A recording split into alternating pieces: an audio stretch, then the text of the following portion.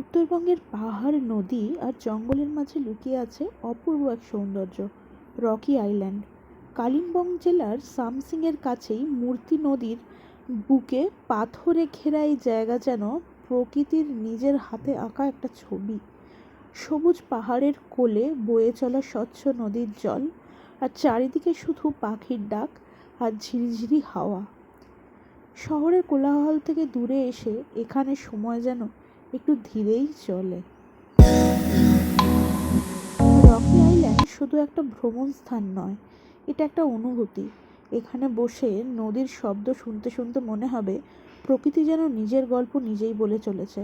Adventure প্রেমীদের জন্য এই জায়গা একদম পারফেক্ট। রক ক্লাইম্বিং, নদীর ধারে ক্যাম্পিং কিংবা ছোট্ট ট্রেক, সব কিছুতেই রয়েছে আলাদা মজা।